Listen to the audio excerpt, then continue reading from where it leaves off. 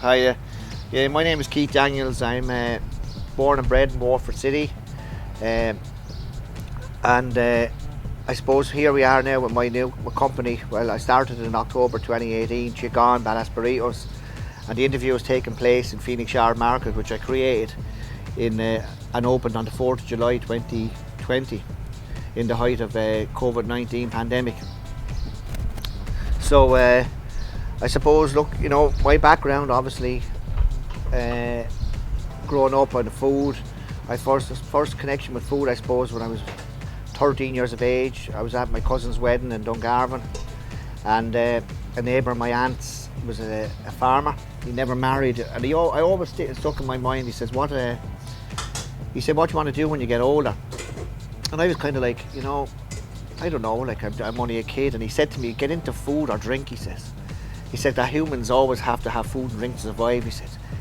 I said, oh yeah, I said like that. And it's whatever it was, it stuck in my mind going forward. So school, I wasn't great at school. Left school at 14 and a half.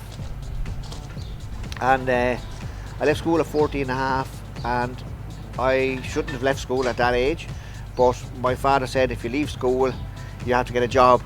And the first job I got was making donuts for Tom O'Connor in his cafe up in Micah Street called Hot Tom's. And I tell you, that was a wake-up call. So getting up so early in the morning as a 14-year-old, late 14-year-old kid. So I worked there for making donuts and blas and made turnovers and Chester breads and all that kind of stuff, and Swiss roll, and helping Tom and all the staff out there. I was out in Quinsworth, which is the Waterford shopping centre now. And Tom had a bakery as well in Bilberry. So that was my first connection with food as such at the age of 14. And as time went on, then obviously getting a bit older, I worked in a meat factory. I worked in Dawn Meats for 6 years in the beef department on the killing line. And made some great friends there too, lifelong friends to this day. And my background then, I was a mod, and I was into scooters and became a scooter boy. And I always had a passion for scooters and Northern soul music, so I always had a passion for soul music. As time went on, dance music came along, house, and I started my own club called Can't Stop in Waterford in 1993, or 94, apologies. And after a while, my old friend Bruno Brown, who did Can't Stop with me, he got me a job in the Mean Fiddler in London, and I ended off heading to London. He said, get out of this town, he said, it's dragging you down. So I did, and stayed in London for 10 years, had 2 kids over there. Worked in the Mean Fiddler, didn't last too long, about 9 months. Ended up working in bars then again, just to keep going. I said I wasn't going to come home.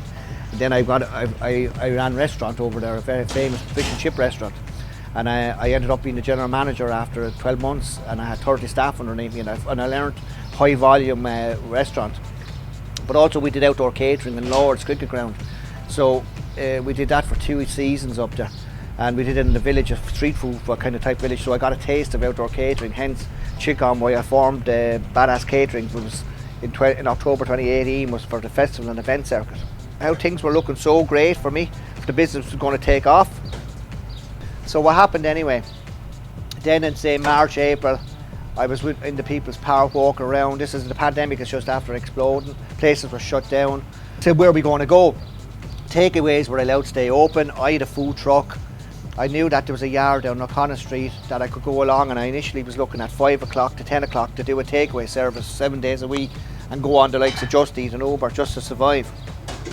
And I went to the Cavanians, who are my landlords, Morris Cavanagh and Sons, and they've been fantastic to me. And they said, yeah, go for it, bring it down. So they were using the space as a car parking space for their staff. And I was initially set over there. And Morris Jr. said to me, why don't you put a couple of stalls in there at the weekend, he says, and go for it. Like, with that anyway, I started the Phoenix Yard Market on the 4th of July. And I had a number of other different traders coming in, and I was trying to bring in new ones all the time, but I found it very difficult. They were very hesitant to come in. So in August anyway, I said, right, okay, what I'll do is I'm going to go and I'm going to try and get 4 other traders to go with me, and that we would then kind of keep a consistency. People knew what was coming here all the time.